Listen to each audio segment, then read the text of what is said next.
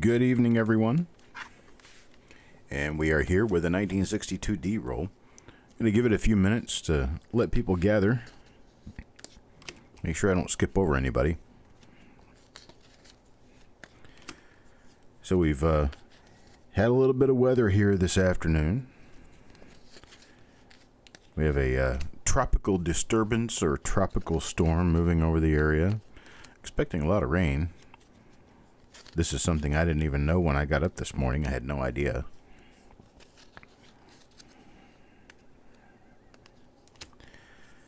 But the name of this storm is Bertha. Our first storm was Arthur, second one's Bertha. And we're not even in the hurricane season yet. Seems like we might get a little bit of nasty weather this year. Joe McBride, Jeff Dunn, Farm Dog, TNO I do believe is here, Timothy Morrell, Sissy Atwell. Hello, Sissy. Missed you the other night at the auction. Wild Bill. So here's everybody starting to come in. That's why I need to wait a few minutes after I start the video, just to be sure that everybody has a chance to gather, everybody has a chance to come in and be a part of it. Tarvin, hello.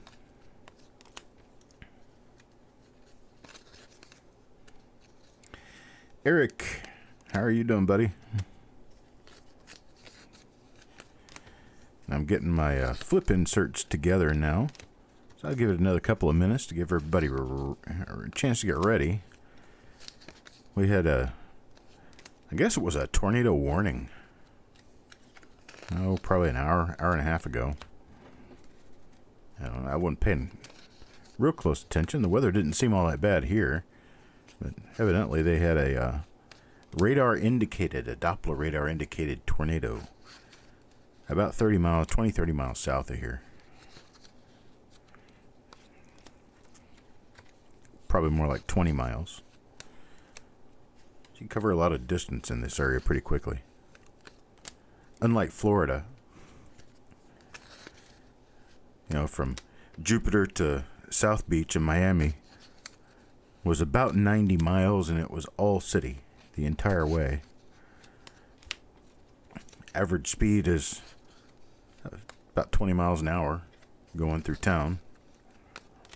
So you can start at Jupiter Island. You can be in Miami 3.5 hours later. You look at it on a map, it's only 90 miles.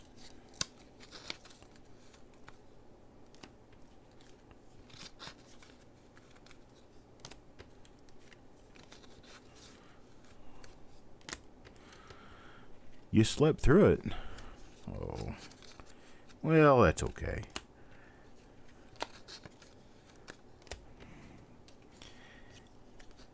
Everybody makes grave mistakes once in a while, huh? It's okay. We do this every week. Gonna be having a decent show this coming week. I'm starting to get ready for it already. I got a whole bunch of stuff I'm putting together. So this next week should be pretty good. Well, it looks like we've only got 4 people in here right now. That's what I don't know. I shouldn't use that because I have people tell me all the time it was incorrect.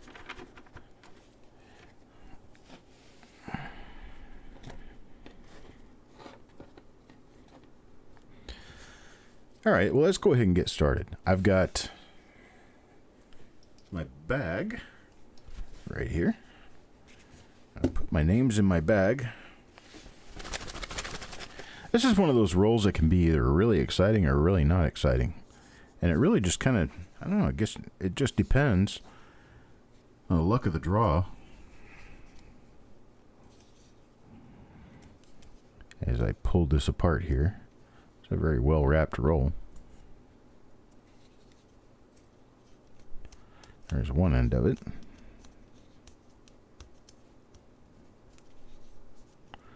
Now, there's one end of it beginning. There we go. Got part of this one was tucked down under the coins. All right, and here's the other side.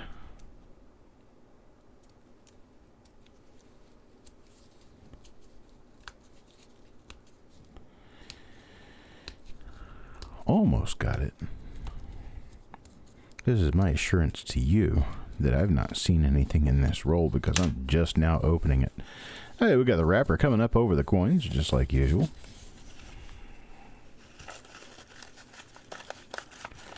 Hello, Arizona coins.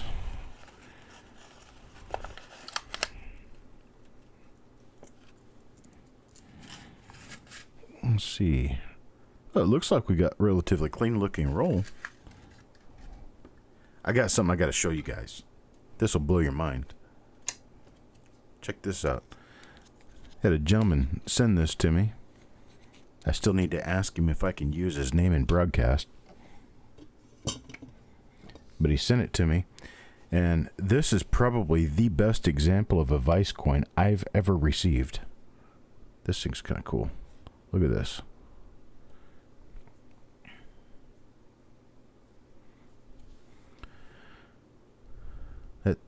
The image that's actually straight up and down is the one that's in Q's. It's really hard to tell.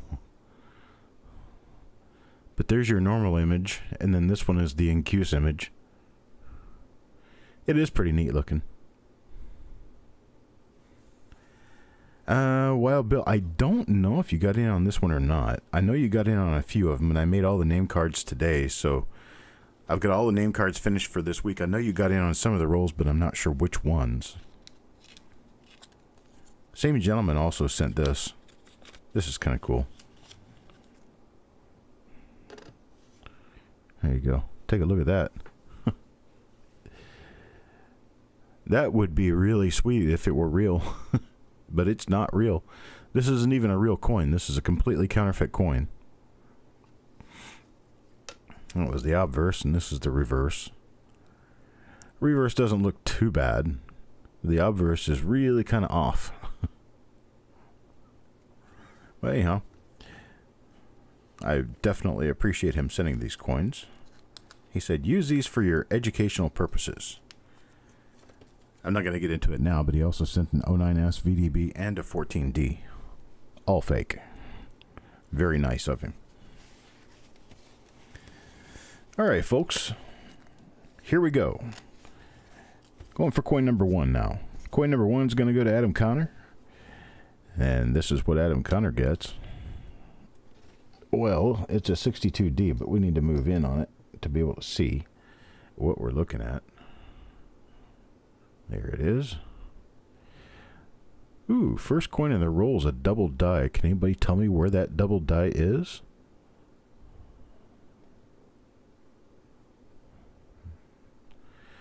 The double die is the fact that there is a secondary 2 showing just to the north of the primary 2. You can see it right there. And the curve of the 2 going up, you can see a curve of another 2 headed up right there. That is a double die.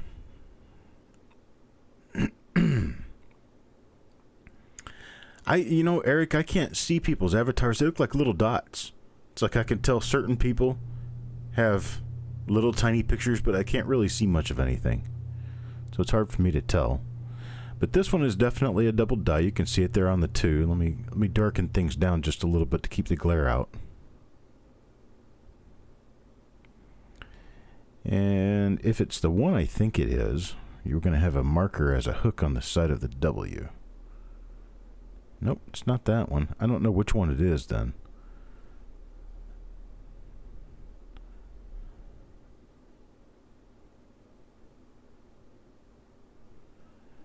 And then, well, let's see, there's no doubling on the L, but that doubling on the 2 is, well, it's definitely there. It's not the brightest and biggest and best in the world, but hey, it's a double die, folks. We don't complain when we get a 1962D double die. They're not all that common. Now look at the reverse of this coin. This was facing out, of course. Look at all that toning. All that beautiful toning that you get with that.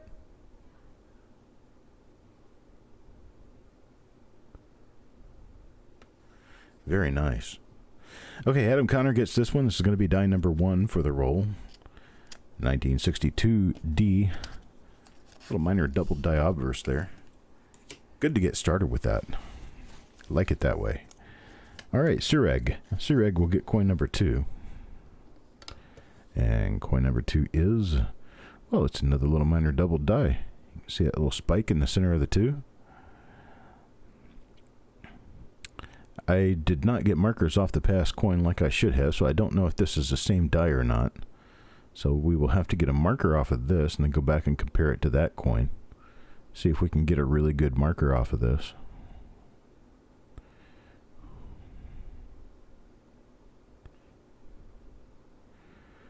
Now there is a big die scratch right there in the field, kind of out in front of the nose and mouth, but I mean, I'd like to get one that's a lot better than that.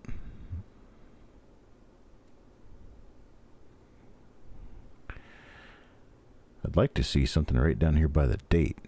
Something that has a really good repetitive quality.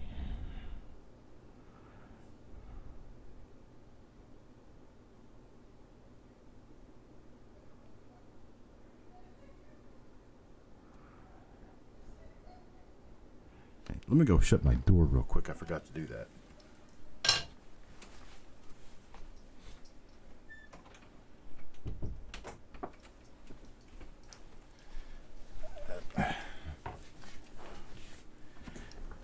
People disrespecting the idea that I have a broadcast going. There we go. We're good now. Try to find a marker here, folks. I'm just looking for a marker. We've got some little die scratches coming into the 2. Like between the D and the 2. I see a couple of little die scratches there beneath the 6. I'll try to use that. Let's see if we have that on our other coin, or if I can detect it on the other coin.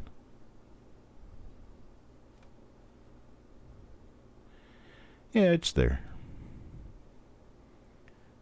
It's just not a really good marker to use, though. This is not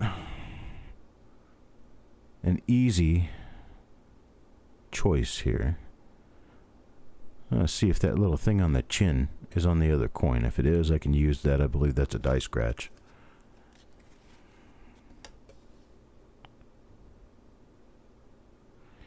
Now, see, it just doesn't shine the same way. So it may be there, but it may not be there. That may be on the coin, or it may be on the die. Hard to tell. A scratch from the 6 to the 2. Well, I do see a few little die scratches. It appears to be little die scratches right there, kind of between the 2 and the 6. It looks like there's 3 little die scratches there that appear to be pointed toward the D.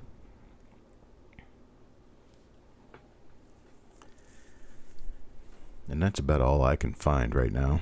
Looks like there's one coming off the hump of the 6 there too. Headed basically toward the top of the 2. And then this doubling on the 2 is actually kind of broken into 2 spots. Broken into 2 different parts.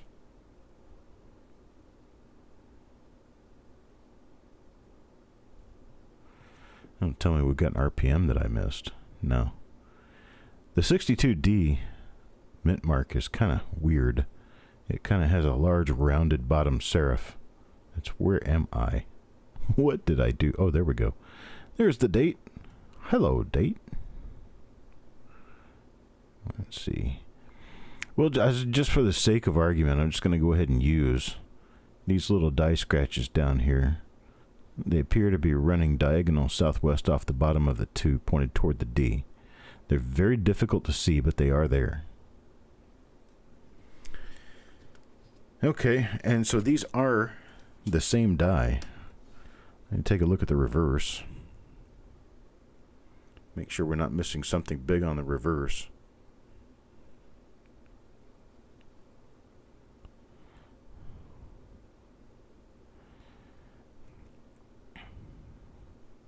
You can get double die reverses on the 62D. That's not unheard of. They do exist. Not on this coin, though. Okay, so we've got 2 coins down. 16 minutes into the show, 2 coins down, both of them the same die. So we're just going to keep trucking along to coin number 3. Coin number 3 for Alejandro. And we've got the same thing again. This one's not the same die, though.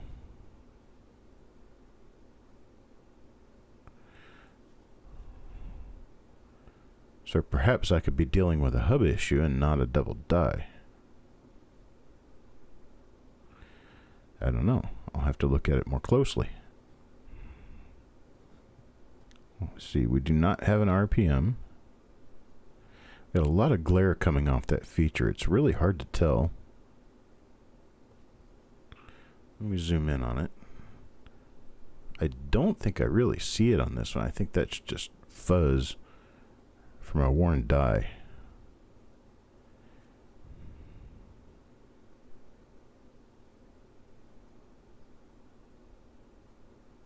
No, it is there. But this one's different. This one appears to be different. It's definitely not the same die, but it appears to manifest itself a little bit differently. I'm not sure whether we have an actual double die there. Let's check the T and truss. Sometimes that'll tell you something.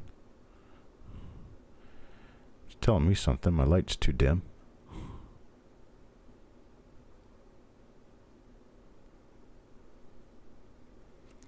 Let me zoom back out on this. The lighting on this microscope is not the best for this sort of thing. Let's check the eye real quick. And check over on Liberty. You also have to make sure that you're also checking the bottom of the L of Liberty. There's plenty of double dies there too for this era. Mostly 1962 plane, 1963 plane, but the dements are not immune. You have to remember that all of the dies during this era were made in Philadelphia. So if you have doubling on coins from Philadelphia,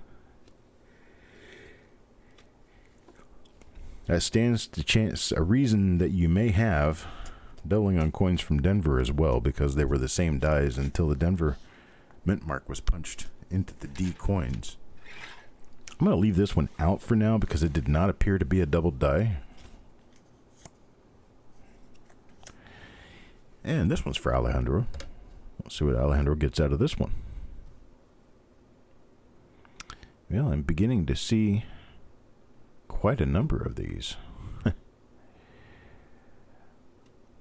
Maybe I need to hit the reset button. Maybe these are not double dies.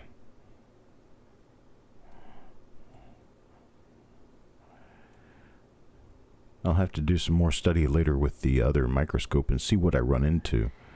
But it looks like so far all of the coins in this roll have had some effect of that 2 appearance.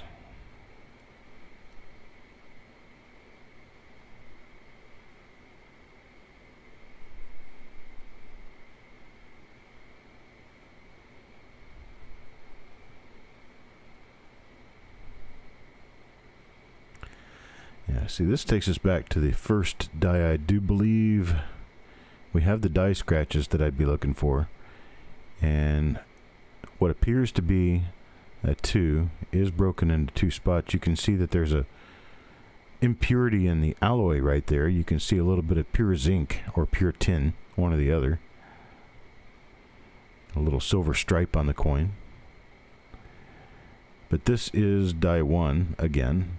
So we're going to have to work on trying to find a better... Have to try to find a better marker to use for these.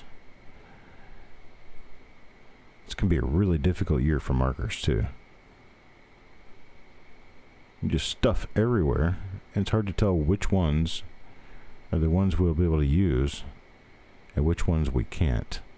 Okay, so that appears to be a die scratch up off the corner of the Y headed northwest over the T. So let me see if another one of these coins actually has that. This is going to be coin number 2 again.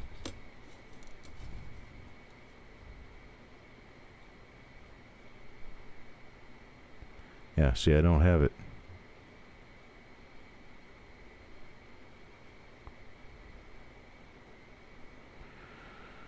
I'm going to have to sort this out later, folks. I just don't see any markers. Oh, wait a minute. There's swirling die scratches. Okay, I see swirling inward die scratches below the shoulder and behind the shoulder. You can see them right at the rim. Right there. You can see them right at the rim. So let's see if this coin has those.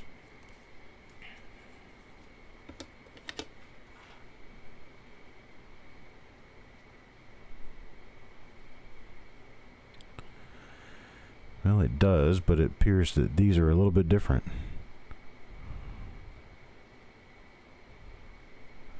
Coming in from the rim to the top of the G in God.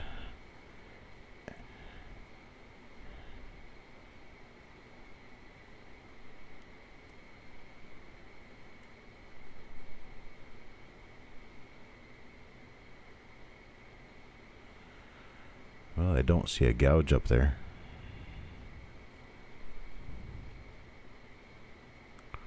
Nope, don't see any gouge up here, but I did see another marker. See how there's a die scratch coming straight out of the D headed toward the W? That is a die scratch. That is a definite die scratch. Should be relatively easy to check another coin and see if we have something that kind of matches that.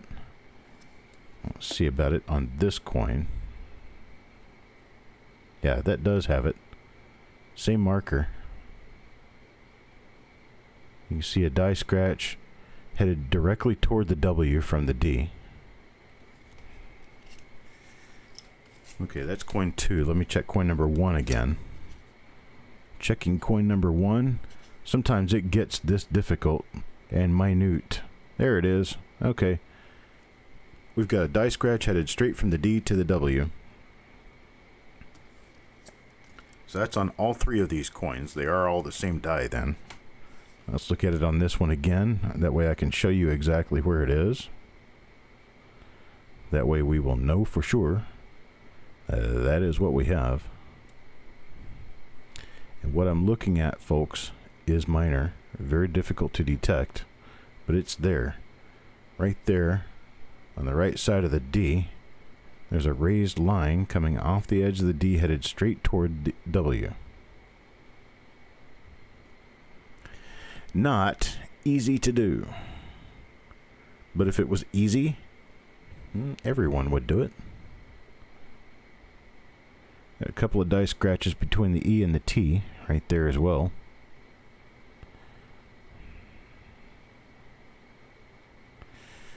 Okay, we're going to call this one die number 1 and keep moving, but I do believe they are the same die. If I find out differently, of course, I'll let you know in the spreadsheet that we have.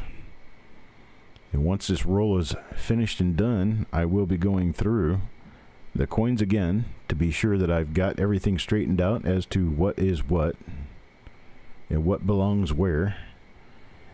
And it will go into a spreadsheet located presently. I'm doing it at tinyurl.com/ccreveals. tinyurl.com/ccreveals. That's coin number 4 now. So we've got 3 double dies out of 4 coins. Adam Chambers. Let's see what Adam gets. Yeah, well, it doesn't look like we're going to break the mold here. It looks like another one of those. I'm watching everything else too, just to be sure that I don't have my eye on the wrong details so that I'm chasing a decoy around. But we do have the same die scratches on this coin. There's that die scratch headed from the D to the W. And then there's 2 die scratches headed from the bottom of the E toward the T. So we do have those same die scratches on this coin. So again, it appears that we have the same die.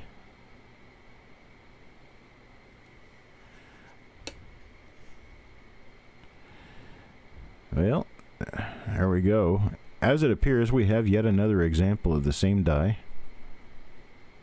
Ooh, there's a nice marker. That's a real nice marker right there on the bottom of the N. A couple of die scratches down at the bottom of the N. We'll keep an eye on that. Use that marker if we can. That one's actually pretty easy to find. Now I'm really curious as to whether the other coins that we've already found have that. Check coin number 4 here real quick and see if it does. It does. Same marker. Right there on the end.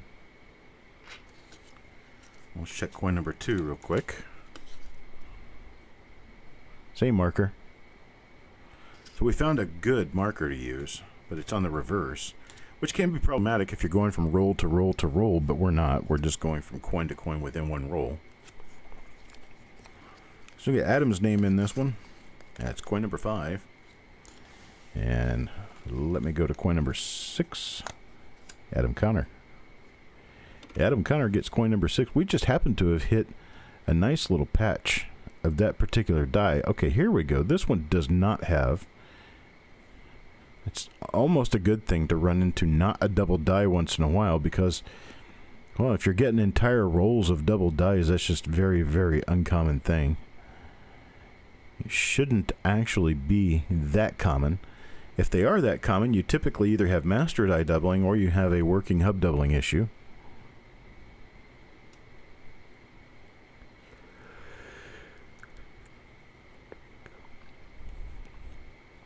So I'm sorry that Adam Connor had to be the collective martyr for the group, but now we know that we're not going to hit a double die with every coin. So that's Adam Connor's coin number 6. Let's take a look at coin number 7 now. Coin number 7 will go to Coin Dragon.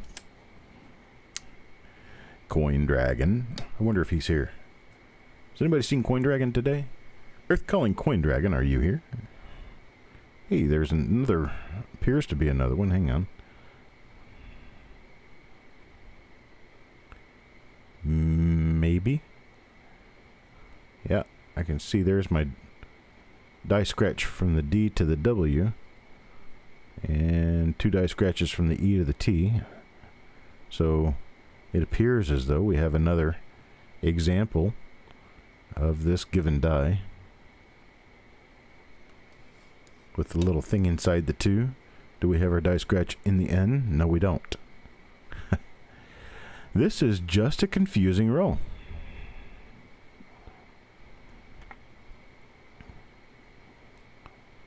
Teach me for picking it, right? Take a look and be sure that we don't have it. No, we do not.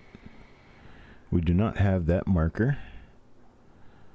So I have to flip back over and take a look at this again. Maybe even have to zoom in on it to see.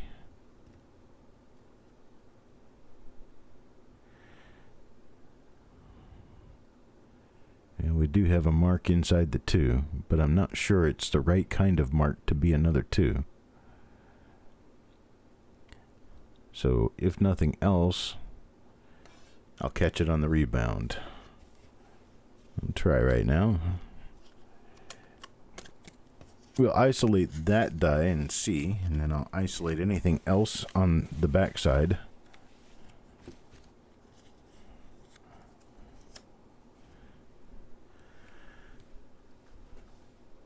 Hey Andrew, I'm not really worried about it. You're good. I know you're good for your word. Okay, this is the same die I just pulled. And it's not the same as the one we've been pulling as a double die. No.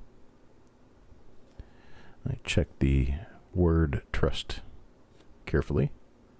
Sometimes you'll find hub doubling on 62. You'll find hub doubling on the leg of the R. This one does not have it. Check the I real quick. Nothing on the I. I flip it over to the other side. Take a look. We're not going to have, should not have that marker in the N. Okay. Okay. At least I'm right one time out of 10, right?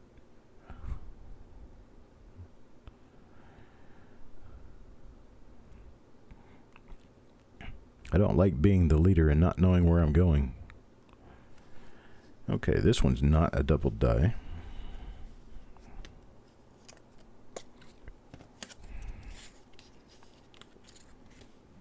And coin number 9. Coin number 9 will go to... 7 was not. 7 I pulled out. So far we have coins 1, 2, 4, and 5. They all have the exact same markers on them. So here's coin number 9. And coin number 9, we don't have anything resembling one of those marks. So this one is a normal as far as the 2 is concerned. Still looking for RPMs, still looking for doubled eyelids, still looking for everything else that we typically look for a double die on a 1962 Lincoln Cent, but this one does not have any doubling in the 2.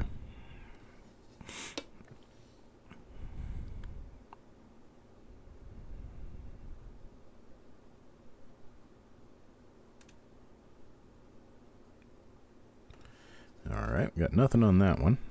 So Paul gets a normal 1962D. And let's move on to the next coin. Coin number 10 will go to Jeff Dunn. Coin number 10. See, now it looks like we have another one for sure.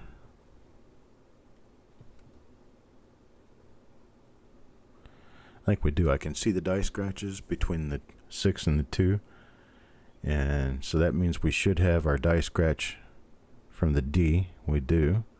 We should have 2 die scratches from the E to the T, and we do. So when I flip it over, it should have those heavy die scratches inside the N of United. And it does. Very interesting little bit of damage going on over there.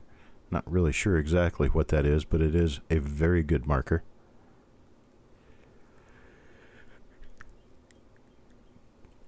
Probably about the only one I'm seeing so far. Real good marker anyway. So that is one of the double dies. That's Jeff Dunn's coin, number 10. Now on to number 11. Number 11 is Adam. This is Adam Chambers. This one is not going to be one of the double dies. It is also not an RPM.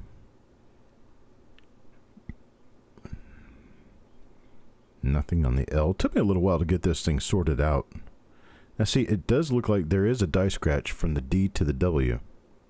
Right there, you can see it. It's toward the top of the screen, but that's where the light catches it best. And then if we go over to the E, we do have at least one. We've got 2 die scratches off the E toward the T. So that could be a hub issue there, because we're not going to find that marker on the N because we do have a different die.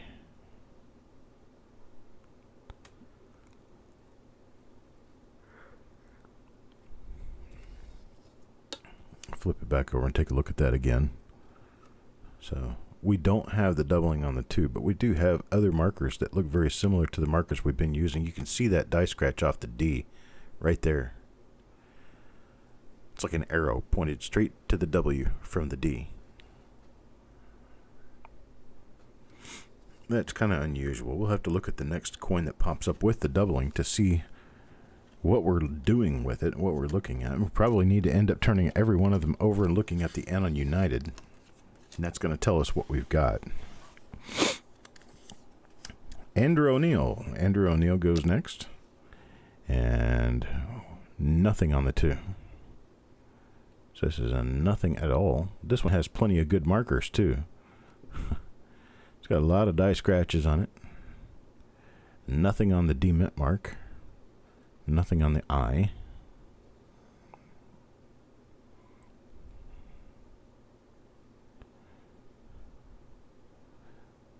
Nothing on the motto or on Liberty. It's like these had been sealed in a bag at one point in time. We've got plenty of fiber on these from a mint bag, white cotton fiber. Which makes sense because, well, Back in 1962, the Denver and Philadelphia Mint did reuse a number of bags, but they also issued new bags, and they were made of a white cotton canvas.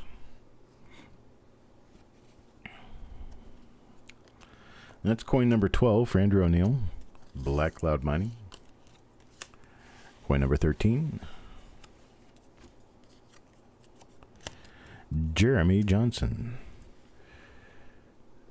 Lucky coin number 13. Let's see what he gets. Okay, we do not have a double die again. We're starting to see somewhat of a normal pattern now of having double dies and not having double dies. Just happens to be that pretty much the first 10 coins in the roll sported a good 6-7 coins that were the same die. Looked a little confusing because we're running into a lot of double dies there. But now we know that's not going to happen throughout the roll.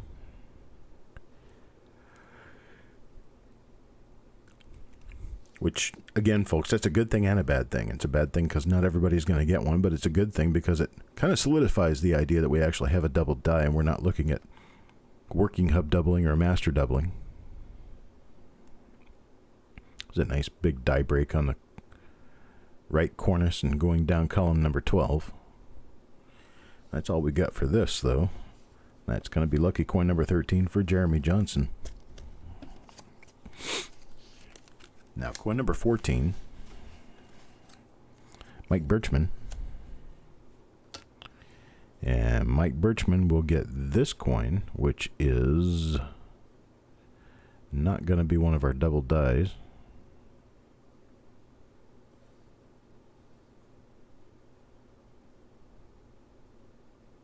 Or maybe it is. No, this one's not. Do not believe it's going to be one of our double dies. Let's take a good hard look. Okay, we do have some die scratches on the E, but not on the D, but we're not going to share die scratches on the reverse with the N because this is not one of them. There we go. Finally, things are starting to agree with what I'm finding instead of trying to confuse me right and left.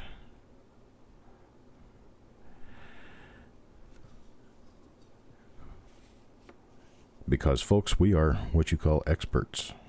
And this is what experts do. They second guess themselves on a very regular basis. Here's Mr. Worley. Mr. Worley for coin number 15. And coin number 15 is definitely one of them. That is definitely one of them. I see I don't see anything coming off the D this time around. Let's flip it over and take a look at the N on United. We do have our marker on the N on United. So this for sure is the same die. So this is die number 1 again. This will be a double die with a die scratch inside the N of United, and the double die is inside the 2 of the date. Shows a secondary 2 to the north. And Mr. Worley gets this one. So that's coin number 15 for Mr. Worley. Coin number 16 now coming out. Hello, Bill Betts. Jeff Dunn. Jeff Dunn will get coin number 16. Let's take a look and see what we have here. Definitely do have another one of the double dies. You can see it as an extra hump coming off the center of the 2. Comes straight up from the center of the 2. You can see a little line there, a little raised line. That's what we've been looking at, folks, and this is a minor double die.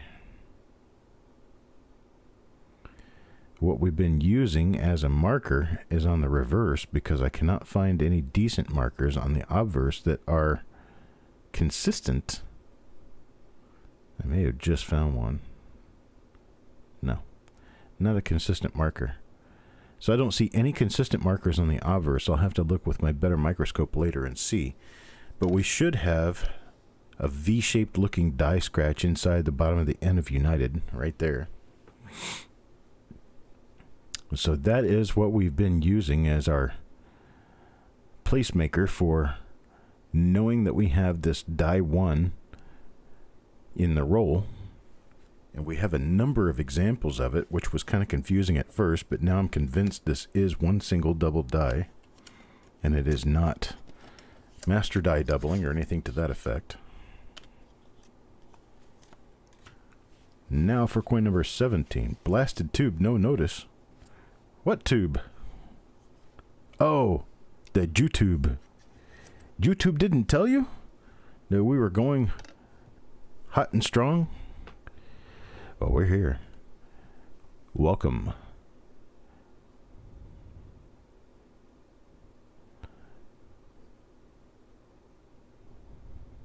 Welcome to Mr. Coin Dragon. All right. Let's see what else we have going on here.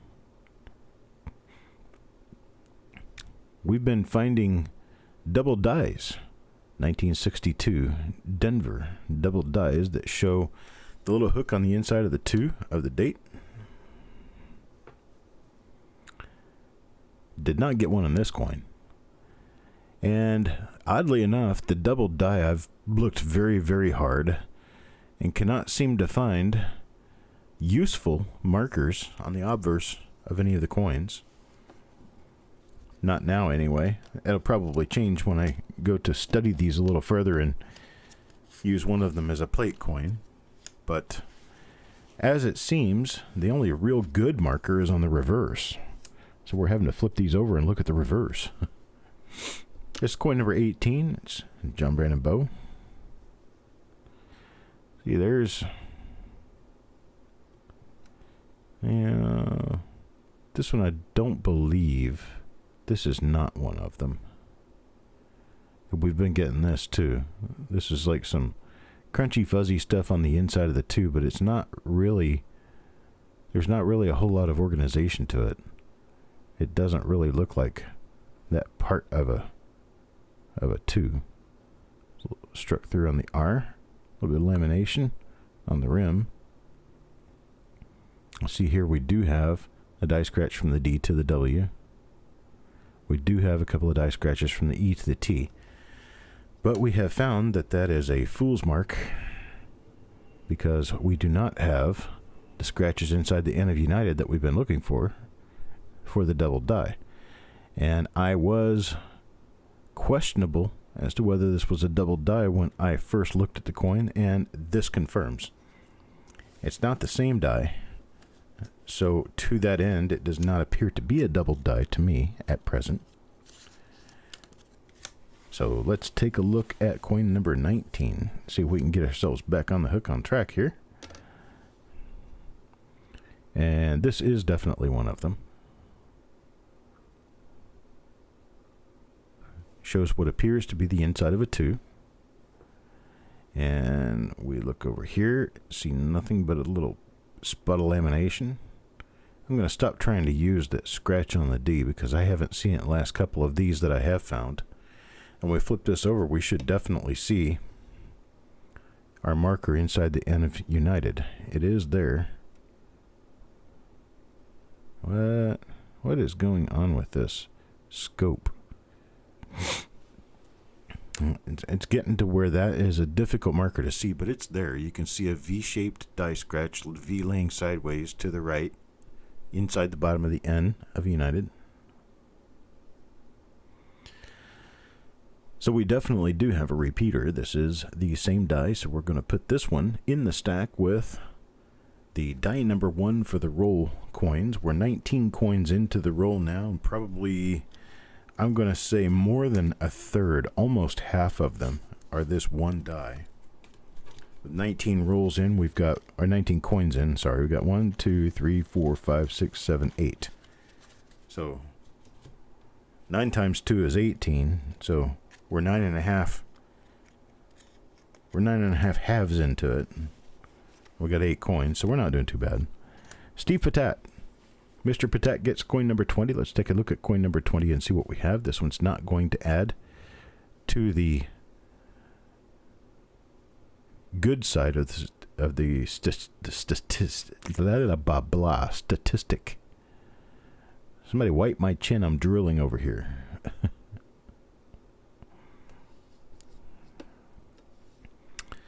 All right. right, let's see. We don't have anything on the obverse, and we're not going to get anything on the reverse on this one either, I don't think. So we're going to have to chalk this one up to just a 1962 Lincoln cent and move on. Steve Patek, coin number 20 is a normal 1962D Lincoln cent.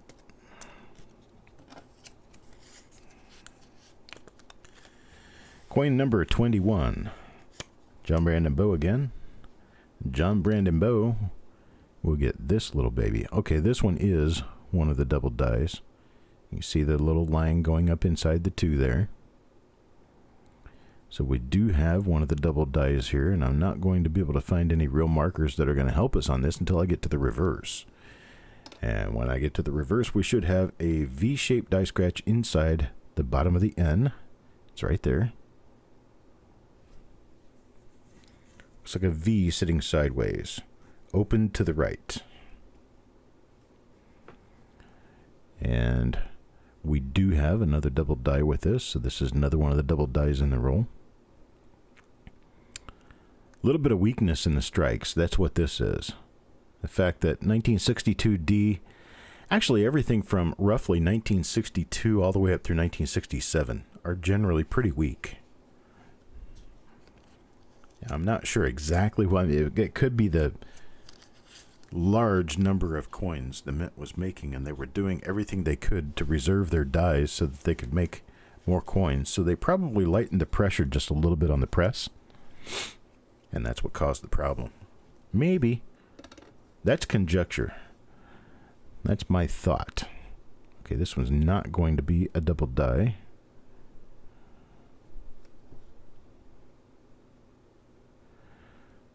And it is also not an RPM. There's some things that we just have to kind of pick out for our own and say, that's probably how that happened. Because we're never going to get an answer out of the mint. There's a number of things you'll never get an answer out of the mint because, well, we look at coins in a completely different way than the United States Mint ever did. United States Mint doesn't look at coins for collectability. Not the ones that they make for commerce. The ones they make for collectability, they expect us to collect because they're made of silver, or they've got a special design, or they're proof, or whatever. They're not really expecting us to collect these coins. These coins are just the run-of-the-mill coin to them. And so that we're finding little double dies and stuff like that, it doesn't really, it doesn't bug them or anything, but it certainly wasn't intended, so they're not keeping any record on it. So it's not like you could find a number somewhere where they had numbered this die. And, like, oh, right here on the truncation of the lapel is the number 272. Now we can go look up die number 272 and see how many coins were struck with that die. That would be cool, but that's not true. No way, shape, or form. So they don't really ever have that much of an idea exactly how many coins were struck by each die. I think there is some record of where the dies were sitting when they were retired, as in how many coins had been minted with the dies before they were retired, but I don't know that those records are ones that are ever made available to the general mint. The mint report at the end of the year will tell you how many dies were used, but not how many coins were minted by each die. So, for instance, if you get 1 million coins... This is just breaking it down to be really, really simple. If you get 1 million coins and you got 10,000 dies, that means each die made 1,000 coins. And that's kind of how that works. But that's an average. It's a gist. It's an idea. It's not necessarily fact. It's nothing that we could use for scientific analysis. This is not going to turn out to be one of the double dies. Flip it over and take a look at the reverse. But I do not think we're going to find that marker in the N. It is not there. There'd be a lot of things that I would love if the mint had made a record of back when they were making these coins. But they had better things to do. Like trying to make billions of coins that were going to go out in commerce because they were needed. They were necessary. We don't see it that way. We see it like every coin is something special. And, well, to the mint, every coin is something special, but they're only checking one in every 5 or 10,000 or 50,000 or something like that. They're not checking every coin to come off the press. Hey, this is the third time I've seen this, and I think I'm finally going to say something about it. We do have an RPM here. I'll have to go back through the roll and take a look to find the others, but this one is definitely a split upper serif RPM. I'm finally getting it into the light where I can actually tell for sure that that's what we've got.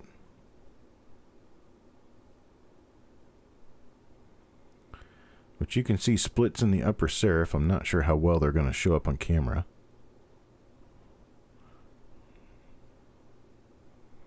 Yeah, we've got a split on the upper serif and a split on the lower serif too. So I do believe we have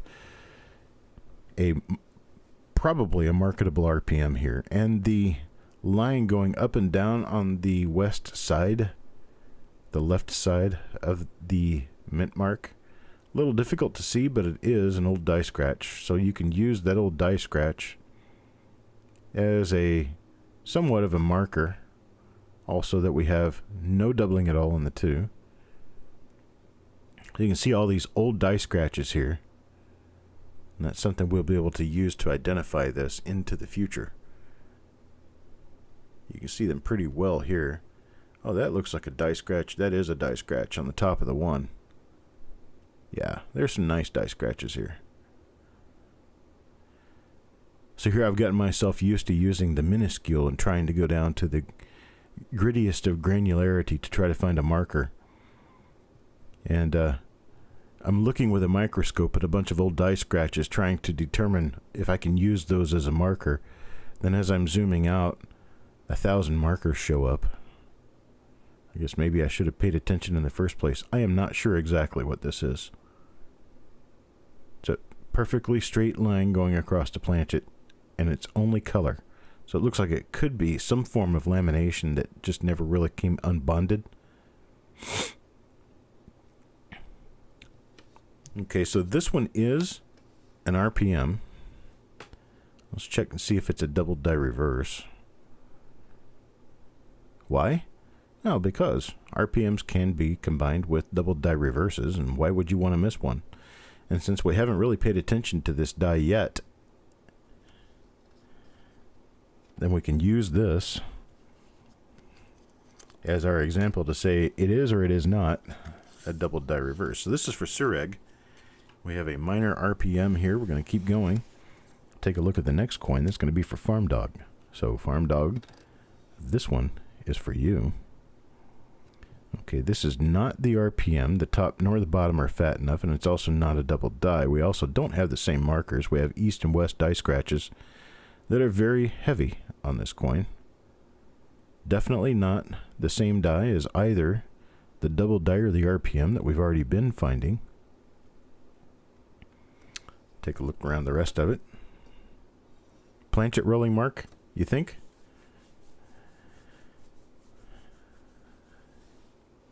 As in when they were rolling the planchets out? That is very possible, but that would be basically the same thing as a lamination, and to the effect that it would have to be a slightly different mixture of metal that would cause that appearance.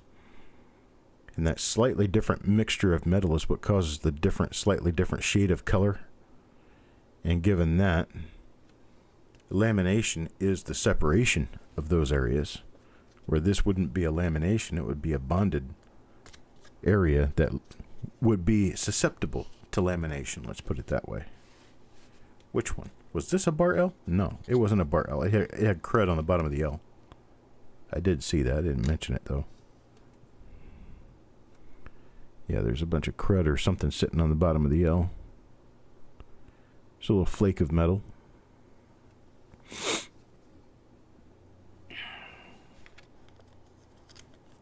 Okay, so this one's going to be a normal coin. This one's going to Farm Dog. Well, let's move on to the next coin in the roll. Next coin in the roll goes to Andrew O'Neill, Black Cloud Mining. And looks like we do have one of our double dies. We do have one of our double dies, I do believe. Any moment now, I'm going to get tired of looking at the obverse, and I'm going to flip it over and take a look at the reverse. And the first thing I'm going to look at is the bottom of the N of United. When I look at the bottom of the N of the United, I'm going to be looking for a V-shaped die scratch. And it's there. So we do definitely have another example of this double die. And this thing's going to be tough to figure out exactly what to do to list it, but I'll get it listed, that's for sure. We got a lot of these, and they're pretty easy to identify by the reverse only.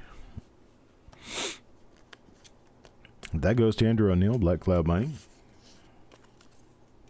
That's coin number 27. Now let's take a look at coin number 28. Coin number 28 will be for Jeff Dunn. What did we think about coin number 20? What was about number 20?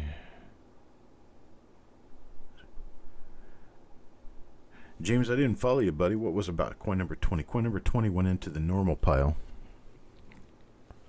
This will be for Jeff Dunn. I'm waiting for... Oh, a bar L on coin number 20? I don't know. I'll go back and take a look. I don't think it was there. This is a very clean looking die, so this is different as it appears. And I do not think we have a double die here.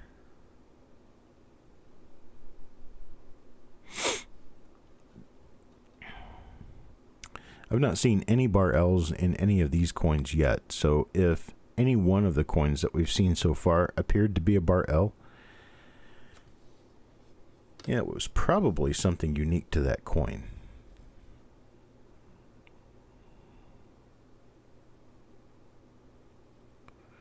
Okay, this one's a normal coin. We'll get coin number 20 back out. We'll take a look at coin number 20 again, and we'll see if it's a bar L.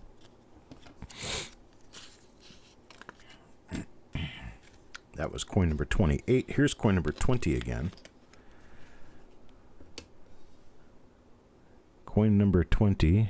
Okay. Wow, James, you got good eyes, but that's not a bar L. That's a flake of something sitting on the coin. Let's zoom into it and take a look at it really close so we can see for sure. Oh, wait a minute. You could be right about that.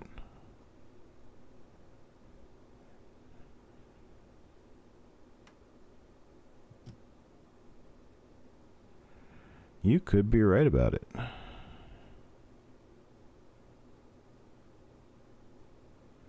That could be a bar L. In fact, it looks rather convincing. Okay, well, I now have something else to be looking for.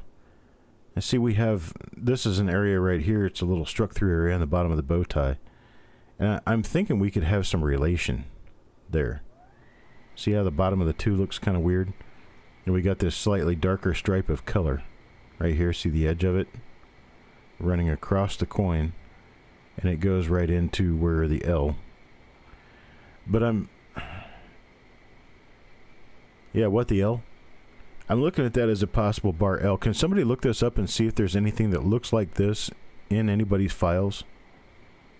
Specifically this appearance where it's got a huge notch.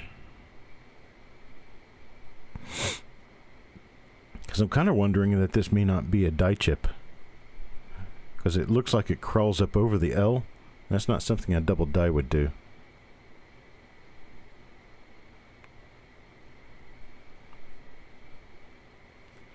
We'll keep this out for sure, and we'll keep looking for them. Thank you, James. So coin number 20 we're going to call a questionable die variety for now.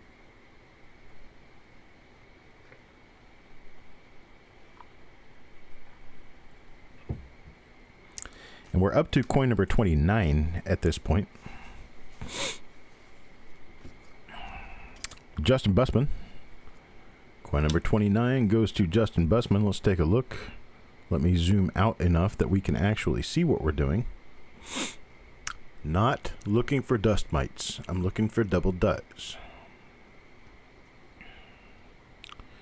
Nothing on the date or mint mark on that coin. Nothing on the L. Nothing on the I. And nothing on the motto. Take a look at the reverse on this one.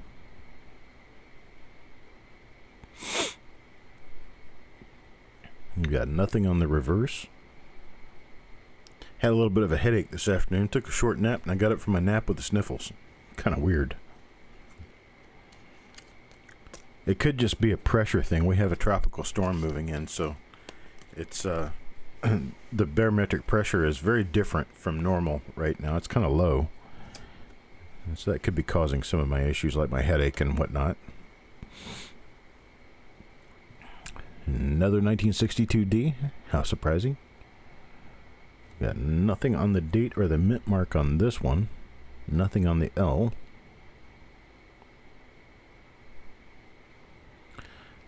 Has a WDDO number 5, but we don't know if it's the same one. Okay. Well, I'll hang on to it anyway. I'll blow it up to 35x and take a good look at it. In fact, by tomorrow, I may have my microscope that'll go up to 180x, so I can see the molecular structure of the surface of the coin. I don't know. I'm not really sure why I bought a scope that goes up to 180x, but we'll see how well it works. I got an AM scope. We're going to see if it is what I think it is. It should be really nice. It's got its own lighting, but its lighting is halogen. I don't really mess with that. I've got my own light box that I use. So it's got a trinocular tube, and coming with the camera will be a 18 megapixel, or coming with the scope will be an 18 megapixel camera. See, this looks like another one of them, but it isn't. Definitely going to have some sorting to do here. Why is this one a double die and this one is not? That may be a question I may have to take some photos and talk with others before I make any decisions. I am not beyond the idea of not making any final decisions on my own because I'm not really sure what to think. I will definitely use the brains of other people to help me. We do have a private group here on Facebook where I have half a dozen people in that group who can help identify and look up cross-references to double dies and repunch mint marks. And we do that on a very regular basis. Help each other out. And it is a private group. I don't want to make it public because if it's a public group, we end up with all sorts of people in there posting all sorts of things and it just becomes a mess. I'm just trying to make sure that we can get new copper coins listings taken care of in there. And we do. But it's a private group. There's only half a dozen people in it. You know who you are if you are. You know you're not if you're not. No hard feelings if you're not. Adam Chambers.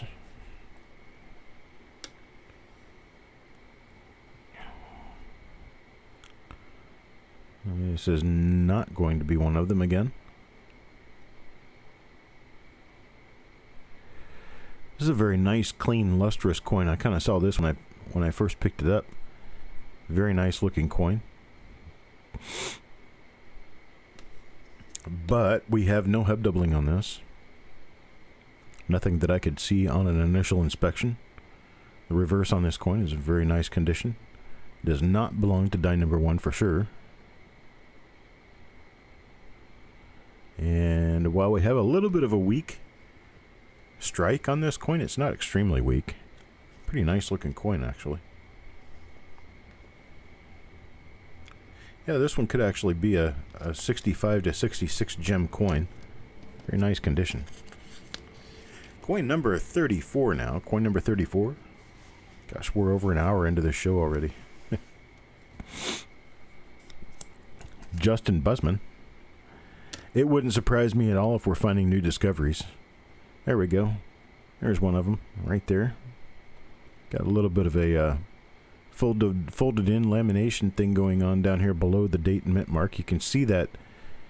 Yeah, you can see that doubling on the 2 very clearly from this angle. If you look up there, you can see it's a little bright, but you can definitely see it's very clear.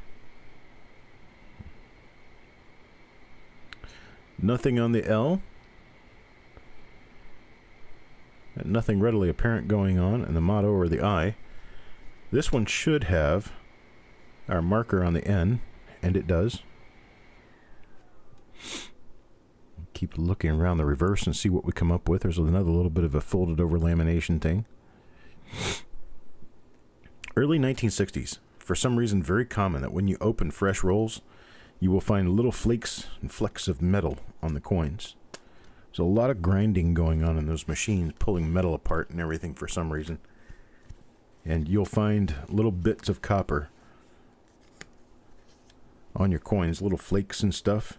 If you look really carefully at my pad here, you'll see a whole bunch of little flakes of metal.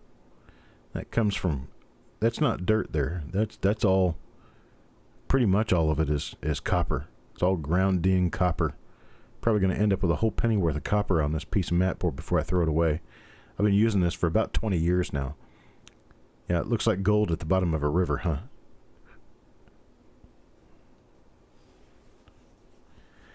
The die 1 looks to be listed with me and possibly James Wiles.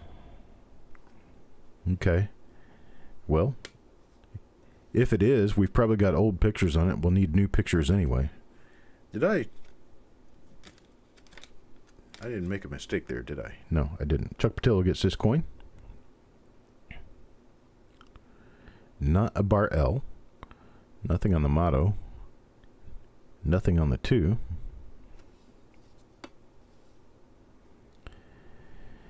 And for the reverse, little flake of metal on the T in cent.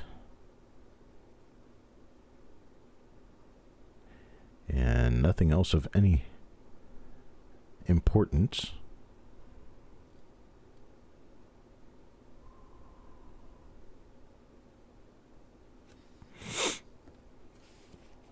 These coins are bright. It's very difficult for me to get the lighting just right on this because when I turn the lighting down, but it doesn't reflect a lot, it becomes a little bit too dark. And so to have the lighting just right for looking at the details that we need to see, it has to be almost too bright for us to really like it. Yeah, Coin Dragon again. Coin number 36. And we do not have one of those double dies. This one is the other die that this could turn out to be an RPM because it looks like it may have a split in the upper serif. But these 62s are very cantankerous for looking like RPMs and not being RPMs, so I'll have to check it closely. I will definitely be going through this roll with a very fine-tooth comb later. It's a very confusing roll. Generally not near this confusing. This appears to be a nothing coin, but we'll have to take a better look at it later for sure. Sometimes I will add coins to the list at tinyurl.com/ccreveals.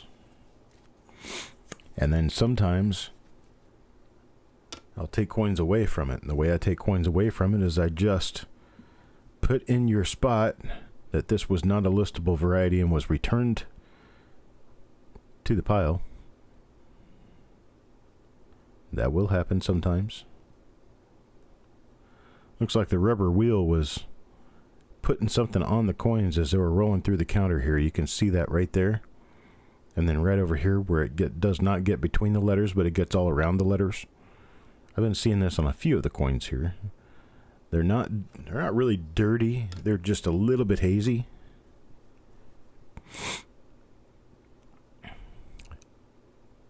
See, there's one of those little metal flakes I'm talking about right above the A.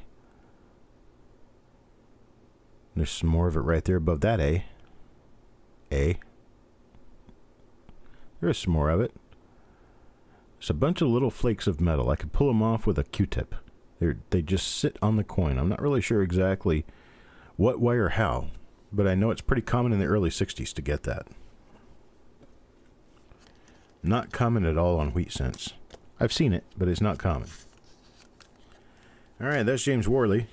Let's take a look at the next coin.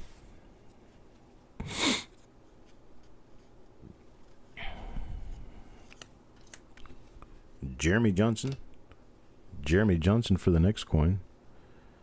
As soon as we get done with this, I'm going to have to take off and go eat dinner. It's dinner din time. I cooked dinner today, and I haven't even had a chance to eat any of it. Is it a bar L? Looks like a bar L.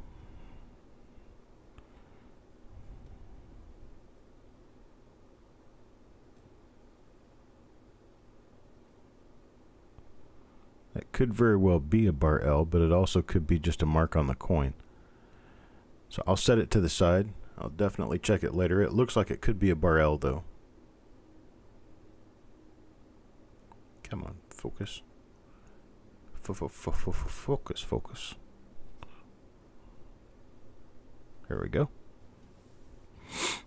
So I'll hold this one out to the side. It looks like it could be another bar L. Now that coin number 20 bar L, it's becoming less and less possible for me to think that's a bar L, given that I'm not seeing it on any of the other coins.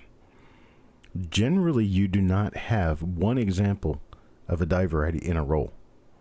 Generally, in an original roll, you're going to pull at least 2 or 3, sometimes up to 20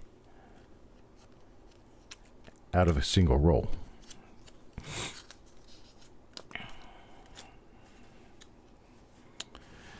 Well, I made a pot of 15 bean soup with my own special spicing, and I put in it a bunch of smoked sausage. Make myself a heart attack in a bowl.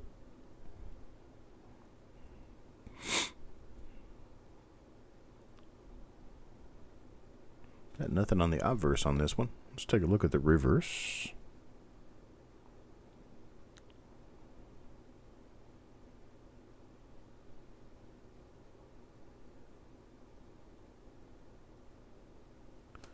Nothing there.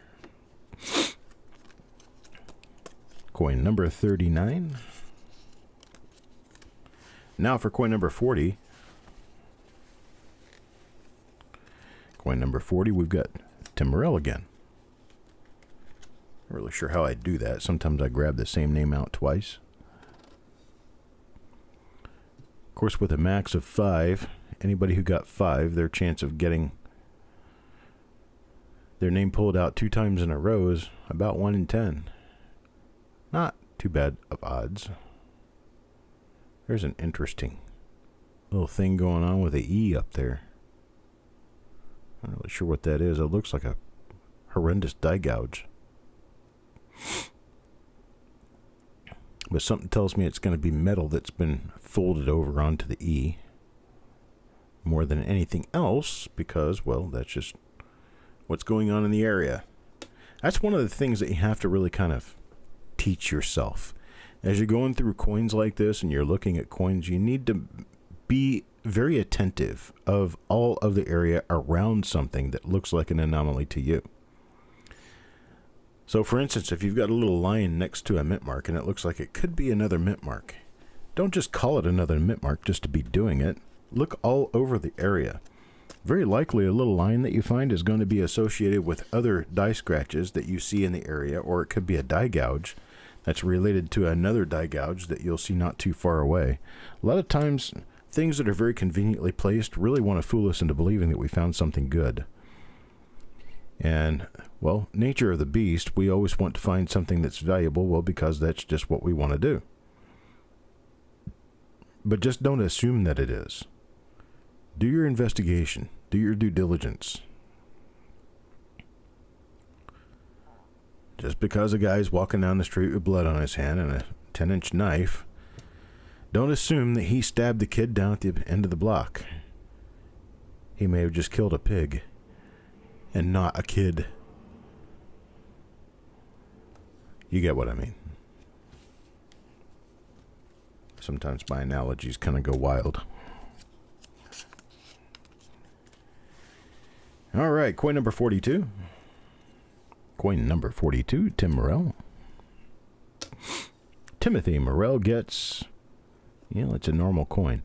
So we finally start to establish the fact that we do have a double die. We're pretty certain it's a double die, and then we just stop finding them. That would be par for the course for me. That's a day in the life of Chuck, I'll tell you. Trying to get this focus down just right. As soon as I get the focus just right, it drops. Just another little hair. Just enough to take it out of perfect focus. Oh, an active shooter in Leavenworth? No, I didn't know about that. A little bit of copper coins trivia for you. I lived in Leavenworth when I was a little tiny baby. I was born in August of 1968, and in December of 1968, my father was employed by the federal prison system and worked in the federal prison in Leavenworth, Kansas for about a year. Maybe a year and a half, 2 years. And we moved in 70 or 71. We moved to southern Missouri. And we lived there until I was a wee bit older.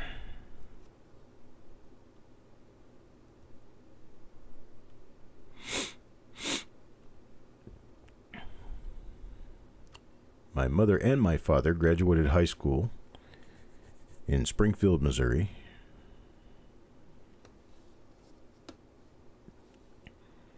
And that's where our family is sort of rooted. My mother's family and my father's family all live in that area. I lived in that area. After I got out of the military, I moved to Missouri. And I stayed there until I was offered employment opportunity in Florida. I moved to Florida, back and forth a couple of times, ended up there about a decade, and here I am in North Carolina now.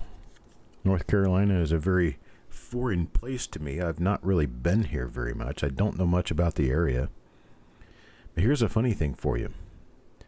I currently live about 25, 30 miles from my great-grandfather's house. My great-grandfather and great-grandmother, my dad's grandparents, through his mother.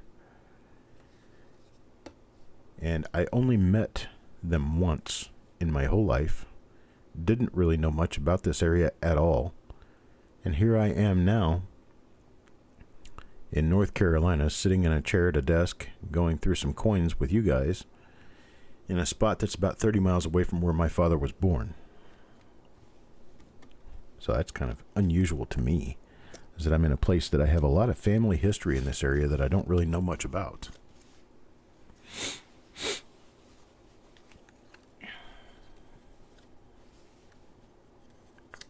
'64 accented hair Kennedys. Those things can be a real trouble. As I understand it, there are other features on those coins that help you identify the accented hair versus not accented hair, other than the marks in the hair itself. You might want to look that up, because I think that's right, but I'm not sure. Nice little die gouge on the W there. It's a good marker. Not for anything on what we're looking for, unless this happens to be a double die reverse at the very end of the roll. No, sir.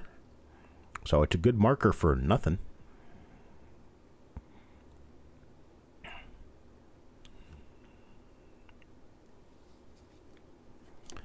That's coin number 45. We only got 5 coins left in this roll. That's Mike Birchman. Our averages have kind of been blown out of the water. We're nowhere near 50% anymore. Steve Patat.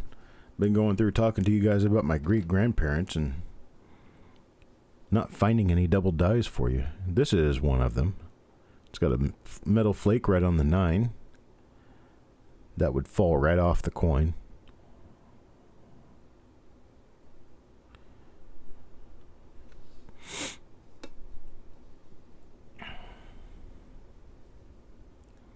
Lower left serif off the eye is a major one. Yep. I knew there was something to those. So this is die number 1 here.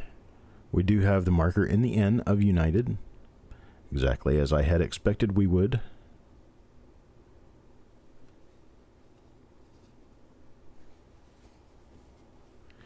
And that's coin number 46 for Steve Patat. Steve Patat got himself a die number 1 double die, which we've been informed is probably WDDO number 3. That's what I've been told it is. This one's Bill Betts.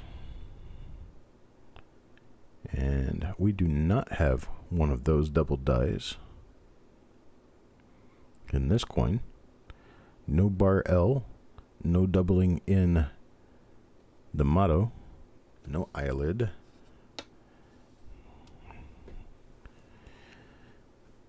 I found something yesterday in one of the rolls that I recently purchased. I purchased a roll of mixed proof coins. And I don't know how familiar you guys are with the idea of deep cameo on a 1964 proof cent. But I found a 1964 proof cent that looked like it was made in the 90s.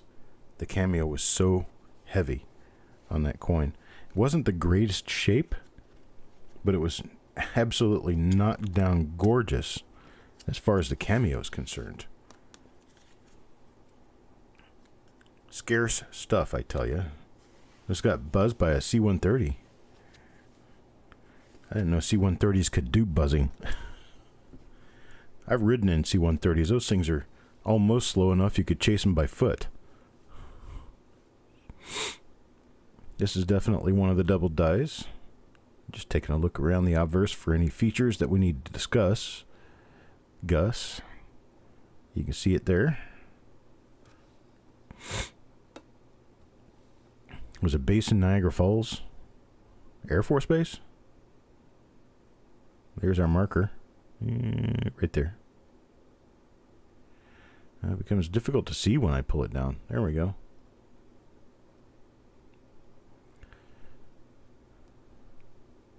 Was it an ANG base or is it a U.S. Air Force base? Air Force Reserve, okay.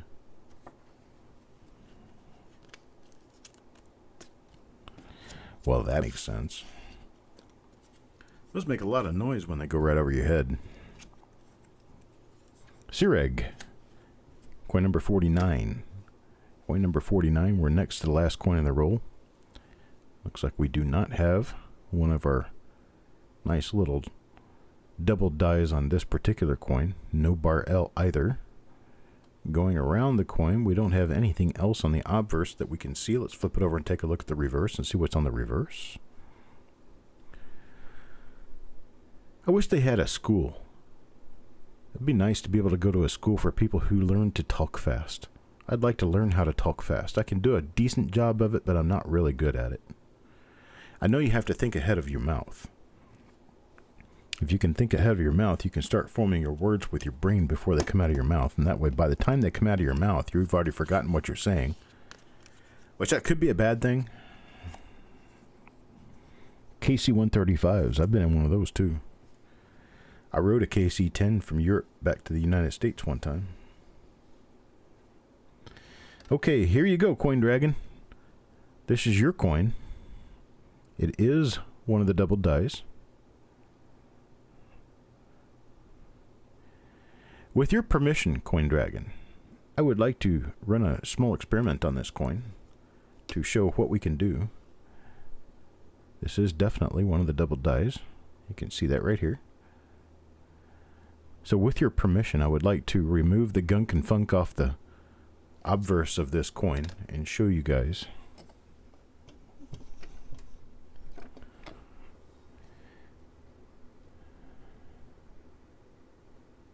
See, there you go. Let me bring it up brighter. There's a lot of gunk and funk on this coin. Still pretty nice. But that's the roll ender. I'm going to take my trusty xylene solvent here. Laboratory grade only, folks. Do not use the stuff that you find at Home Depot. That is not laboratory grade. And you also don't scrub the coin. Don't ever scrub the coin. Basically, all I'm doing is lifting the garbage off of this coin so that the coin itself and its color have a chance to shine through at you. There you go. See, now that lifted that luster just a little bit. That thing running through the wheat rust is actually a... Here, it's a little fiber. I need to get that off the coin.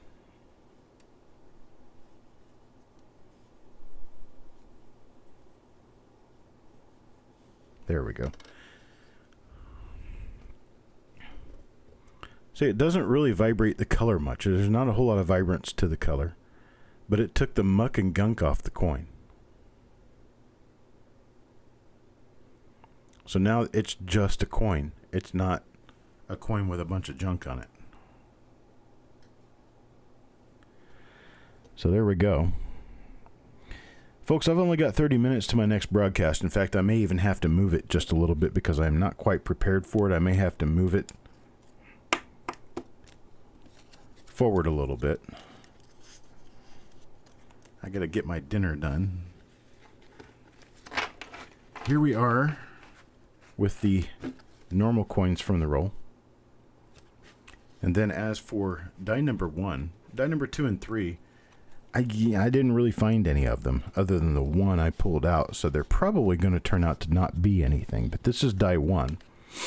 And we've got 1, 2, 3, 4, 5, 6, 7, 8, 9, 10, 11, 12, 13 of them.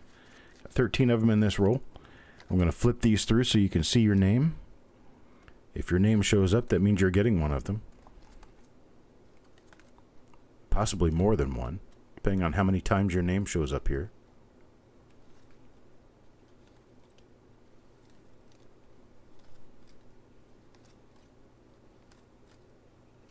And that's it, folks. That's what I've got for this time around. No, sir, no drinking.